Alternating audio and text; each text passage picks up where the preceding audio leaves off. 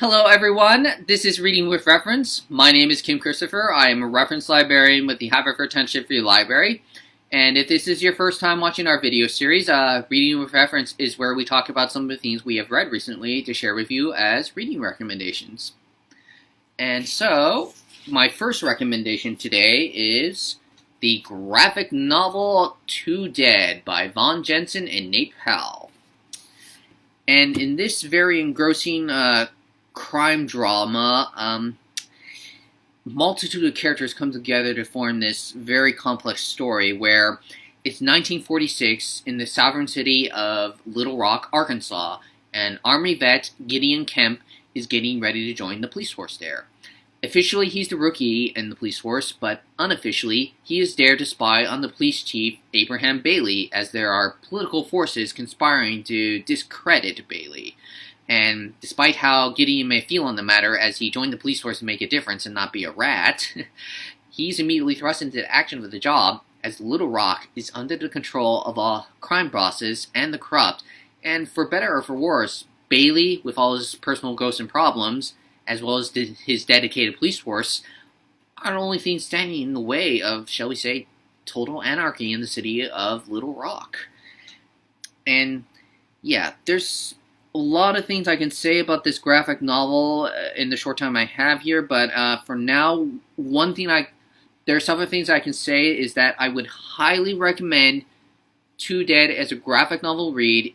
If you don't like any of those science fiction, fantasy superhero blockbusters that are a bit of the rage these days, as this is just a straight-up crime drama, well-written, well-thought-out narrative that's almost like one of those old gumshoe detective stories, or even like an episode of Columbo where you see everything that's happening, you know what's happening, it's unfolding before you, and you have to keep watching, or reading in this case, until the very end, and see all those jigsaw piece puzzles fall together, and see how the main character cracks the case, basically. And yeah, those elements make it a very engrossing read as a result, but also I would suggest reading this as a result of the artwork by Nate Powell, who also did the well-acclaimed graphic novel series March, which I also recommend as a read, where everything in here is done in a black and white style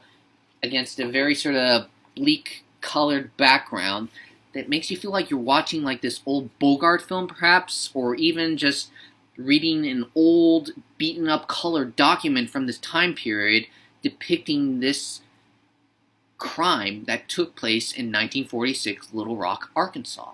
And so, yeah, a lot of those elements make this a great read, as well as just that it is also more so something of a human drama, examining these characters. Gideon and Bailey, they have PTSD for their own personal reasons. Gideon's from the war, and Bailey, trying not to spoil anything there, but yeah.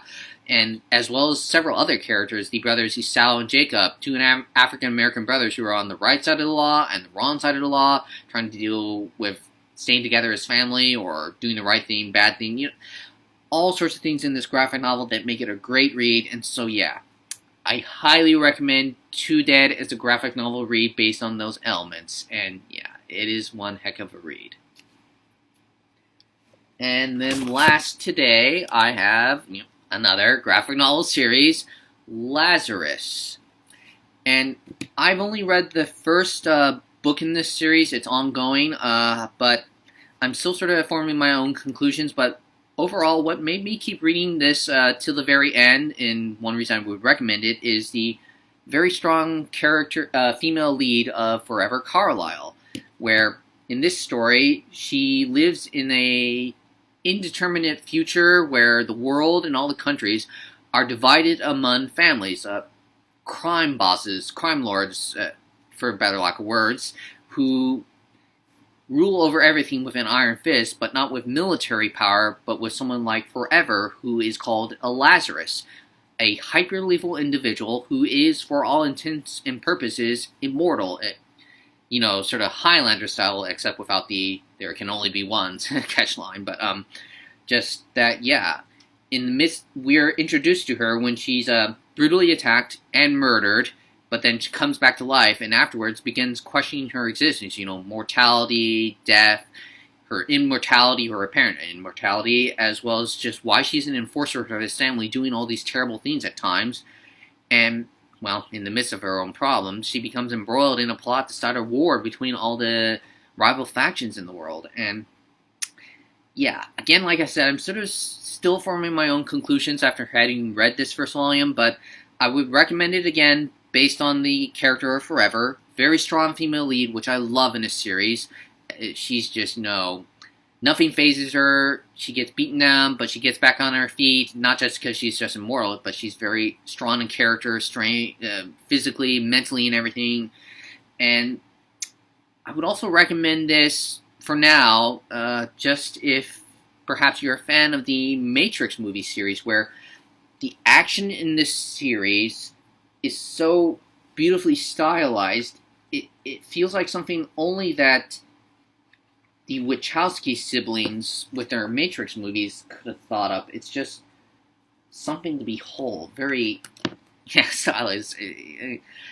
I can't put it into words exactly just how amazing the artwork in terms of action is, but and also I would recommend it if you're a fan of Mad Max, as the futuristic setting is very reminiscent of the ruined landscape that Mad Max lives in, and they still use the everyday items that you and I would use. They don't have like futuristic laser guns, going to outer space, time travel, all those sorts of things. They still use cars with fuel. They have all the same clothes we would wear. Buildings are still there and intact. They still use those. And the weapons and everything they use in the action, guns with bullets, swords, knives, no like lightsabers from Star Wars, things like that. Yeah, just all very familiar settings in this sort of ruined Mad Max-like landscape, minus Mad Max, unfortunately. But yeah, just those are the things I would recommend reading Lazarus for, and personally, I may just keep reading in the future, as it did leave on a cliffhanger, and according to Wikipedia, this series is praised for its world building skills. I didn't see too much of it in here, but I would keep reading it because of that, because I just love world building series in terms of, getting lost and immersed in this fictional world, rather than, just a story about these immortal beings and crime families ruin the world. Just building up this fictional world and being lost in it is something I just love as a reader. And so, yeah, I would recommend Lazarus based on all those elements. Again, I feel like I'm repeating myself here, but yeah, I'm still for my own conclusions, but I would base all my recommendations, I base all my recommendations on those elements I just described. So yeah, Lazarus. And well, that is everything I can say about these two things in the time I have here today.